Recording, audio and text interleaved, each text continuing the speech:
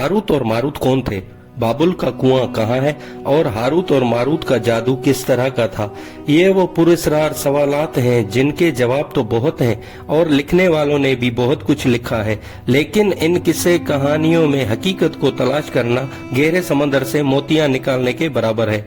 Harut और Marut के मुतालिक बुनियादी तौर पर दो तरह की रवायतें मिलती हैं, एक वो जो कुरान व हदीस और ताबईन के अकवाल में मौजूद है और दूसरी वो जो तौरेत व इंजील और इसराइली रवायतों में आती हैं, जबकि उन इसराइली रवायतों को बीशतर उलमा और मौरखीन ने तायीद की है। इस वीडियो में हम उन दोनों तरह की रवायतों और वाक़ियात को मुकम्मल पेश करेंगे। रवायतों के मुताबिक हजरत इदरीस अलैहिस्सलाम के जमाने में एक मर्तबा आसमान और जमीन के दरमियान में से पर्दों को हटा दिया गया तो फरिश्तों ने जमीन में आबाद इंसानों को देखकर ताजुब किया और बोले, या रब्बिल आलमीन, हम तो गुनाह के करीब भी नहीं जाते, जबकि ये बनी आदम गुनाहों में इतने मुब्तला हैं। अगर हम इनकी जगह होते तो कभी तेरी नाफरमानी ना करते। अल्लाह ने इरशाद फरमाया, इंसानों को गुस्सा और शहवत दी गई है, अगर ये चीजें तुम्हें दी जाए तो तुम भी इसी तरह गुनाहों में मुलविस हो जाओगे।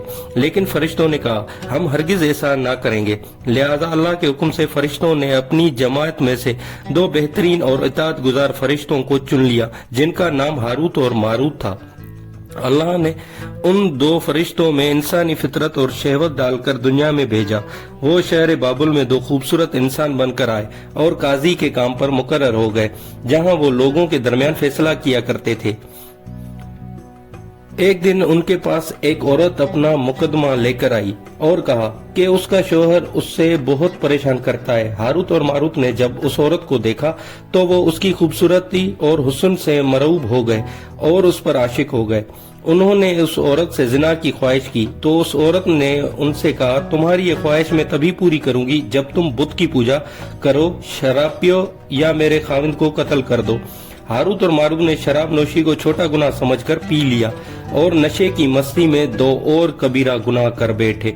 उस औरत ने उनसे आसमान पर चढ़ने का अमल भी सीख लिया जिसके जरिए वो आसमान पर जाते थे। जब औरत उस अमल के जरिए आसमान पर गई तो अल्लाह के हुक्म से उसे सितारे की शक्ल में मस कर दिया गया। क्योंकि उस औरत का नाम ज़हरा था इसलिए वो सयारा ज़हरा कहलाया, जिसे आज हम वीनस कहते हैं। इस गुनाह की वजह से हारूत और मारूत खुद वो इसमें आजम भूल गए जिसे पढ़कर वो आसमान पर जाते थे और बतौर सजा उन्हें बाबुल के एक कुएं में उल्टा लटका दिया गया, जहां वो ता कयामत यूं ही कैद रहेंगे। ये एक इसराइली रवायत है जिसे इमाम इब्ने कसीर और फखरुद्दीन राजी जैसे मुफस्सिरीन अफसाना और मनगढ़ंत कहानी करार देकर सख्ती से रद्द कर देते हैं। वहीं इमाम सयूती जैसे उलमा इस रवायत को मुस्तनद मानते हैं। हारूत और मारूत और चाहे बाबुल के सिलसिले में एक और रवायत कसरत से बयान की जाती है, जिसके मुताबिक एक जमाना ऐसा था जब शहर बाबुल रूए जमीन पर तहजीब व तमद्दुन का मरकज था। यहाँ के लोग बातिल खुदा की परितिश किया करते थे। ये लोग अपनी किस्मत उनसे वाबस्ता समझते थे, इसीलिए इल्म नजूम और इल्म फल्कियात में बड़े माहिर थे। उनके बुत कदों में सितारों की पूजा की जाती थी। ये लोग जादू, तंत्र मंत्र, सिफली को बहुत अहमियत देते थे और इस इल्म के जरिए मुआशरे में खूब फसाद फैलाते थे। ये लोग तिलस्म, जादू, तंत्र मंत्र में बहुत आगे बढ़ गए। उनमें बड़े बड़े जादूगर मौजूद थे। उनकी तारीखी किताबों में जगह जगह जादू और तंत्र मंत्र ही नजर आता था। उनका जादू दूर दूर तक मशहूर था। मुख्तसर ये कि उस शहर का बाशिंदा होना ही जादूगर होने की अलामत थी।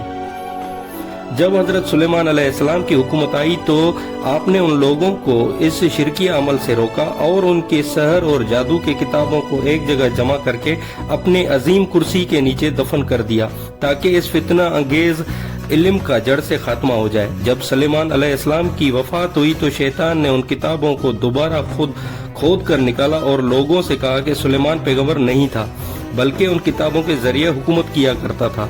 लिहाजा हवा में उड़ना, जिन्नात पर काबू और सुलेमान अलैहिस्सलाम के गैर मामूली मोजज़ात दरअसल जादू और सफली का अमल था।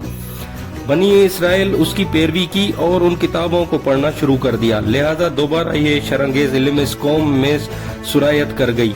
अल्लाह ने सुलेमान अलैहिस्सलाम पर लगाए गए इल्जाम और तोहमत की नफी करते हुए सूरह बकरा में फरमाया, और उन्होंने उस चीज की पैरवी की जो शैतान सुलेमान की बादशाहत के वक्त पढ़ते थे, और सुलेमान ने कुफ्र नहीं किया था। لیکن شیطانوں نے ہی کفر کیا، لوگوں کو جادو سکھاتے تھے اور اس چیز کی بھی جو شہر بابل میں ہاروت و ماروت 2 فرشتوں پر اتارا گیا تھا، اور وہ کسی کو نہ سکھاتے تھے جب تک کہ یہ نہ کہہ دیتے کہ ہم تو صرف آزمائش کے لیے ہیں، تو کافر نہ بن۔ لہذا جب سحر کا علم بابل میں عام ہو گیا اور لوگوں کی تکلیف اور پریشانی کا باعث بن گیا، تو اللہ نے 2 فرشتوں کو انسانی صورت میں مامور کیا کہ وہ جادو کے عوامل اور اسے باطل کرنے کا طریقہ لوگوں کو سکھائے تاکہ وہ جادوگروں کے فساد اور شر سے محفوظ رہے۔ لیکن یہ تعلیمات غلط مقصد کے لیے بھی استعمال ہو سکتی تھی، حالانکہ وہ فرشتے لوگوں کو تنبیہ کرتے تھے اور ان کے لیے صراحتاً کہتے تھے کہ یہ تمہارے لیے ایک طرح کی آزمائش ہے، لیکن وہ پھر بھی لوگ ایسے کاموں میں پڑ گئے جو انسانوں کے لیے ضرر اور نقصان کا باعث تھا۔ بعض عربی داستانوں میں اس کنویں کا ذکر بھی ملتا ہے جہاں کئی لوگ پہنچے اور ہاروت و ماروت سے ملاقات کر کے جادو کا علم بھی سیکھا، جبکہ بعض مورخین کا کہنا ہے کہ عراق کے شہر حلہ کے قریب ایک کھنڈر میں موجود قدیم کنواں ہے جہاں سے بابل کی سرحد شروع ہوتی ہے، یہ اس کنویں کو ہی چاہے بابل قرار دیتے ہیں۔ بہرحال اس واقعے سے یہ سبق ملتا ہے کہ سفلی اور جادو ایک شرکی عمل ہے، مگر یہ کہ اس کا استعمال فساد اور شر پسندی کے